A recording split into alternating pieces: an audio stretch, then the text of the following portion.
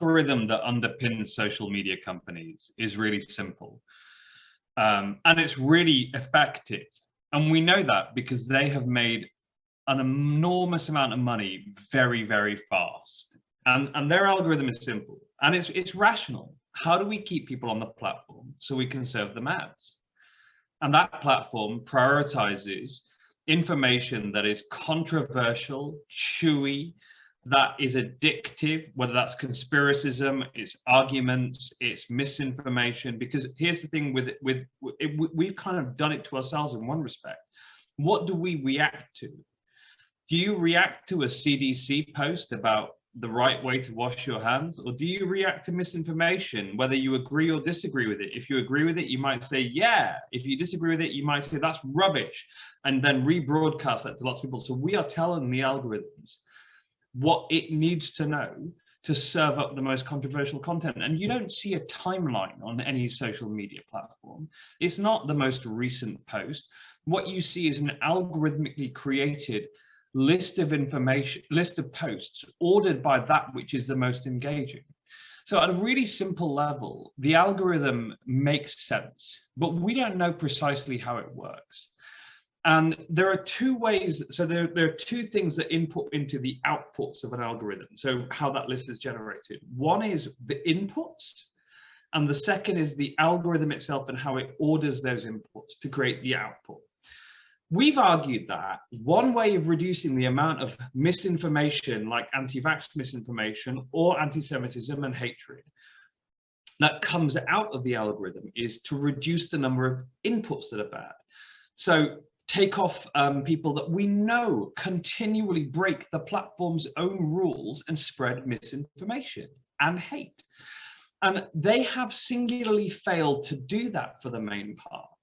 So let's leave aside this fact that 97.1% of posts that they remove are removed automatically by the AI. We did a study where we reported misinformation to them secretly using our private accounts, and then went back and audited what percentage of the misinformation they then removed when we flagged it to them. Fewer than 1 in 20 bits of anti-vaccine misinformation was removed by their human moderators. Fewer than 1 in 10 bits of COVID misinformation. So we know that actually when it comes to the will to act on those bad actors, and let's take the 12 disinformation dozen who Congress have asked them to remove, 12 attorney generals have asked them to remove from states in the US, governments around the world have said, you've got to take action. Of their 89 social media accounts, 60 are still up.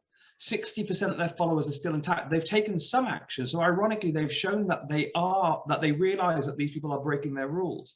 But quite often you'll find Facebook will remove them, but Instagram, which is owned by Facebook, doesn't remove them, or vice versa. So there's this extraordinary sort of failure to act in a reasonable and fair and equitable manner to enforce their community standards. The second is the algorithms themselves. The algorithms themselves, we know, and this is capitalism, they are designed to make money. But there are negative externalities. There are problems caused by those algorithms. And then the question is, will you show us those algorithms so that we can have a democratic input into the decision-making as to how those algorithms work? Should there be some accountability, some transparency, so we can say, hold on a second, this is actually prioritizing misinformation and conspiracy.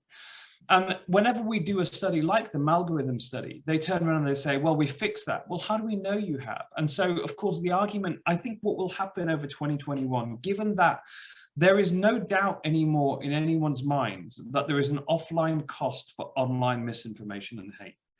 The pandemic and January the 6th ended that argument. And so I think we are seeing movement from legislators around the world, whether it's the Digital Services Act, the Online Safety Bill in the UK, the various ideas that are being pushed forward in the United States for reform of their legislation around social media platforms, what's called Section 230 of the Communications Decency Act. And the initiative by Senators Warner and Congress people Malinowski and Eshoo, I think, are commendable in particular and worth looking at.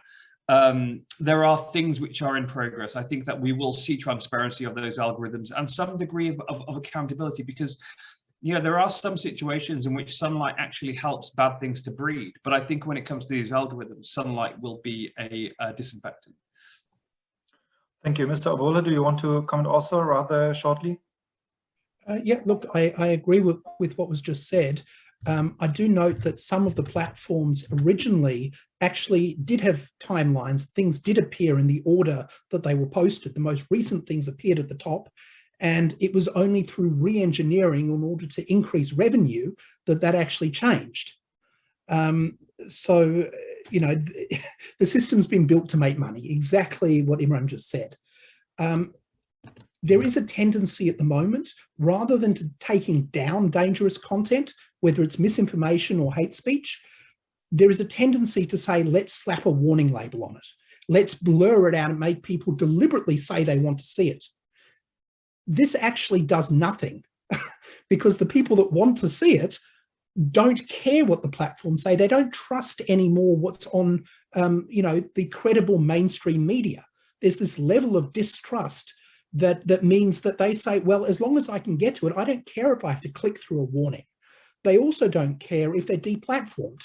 People come back and say, I'm out of Facebook jail, yay. Now I'm going to get right back to it exactly where I left off. So we've been advocating at the Online Hate Prevention Institute in our submissions to government to say there needs to be a system that escalates penalties. And at some point, that can't be a penalty imposed by the platform. There needs to actually be a level where the platform says, this person is a danger, this person is causing a problem, I have an obligation to now report that through to a regulator so that some level of government, whether it's police or whether it's some other regulator, can actually engage and deal with it. And it may just be a knock on the door that warns the person that's enough to stop it, or it may require much more serious interventions.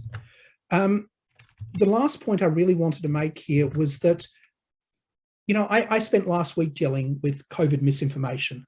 My response to Facebook occurred within 10 minutes. Okay, I notified them of a problem.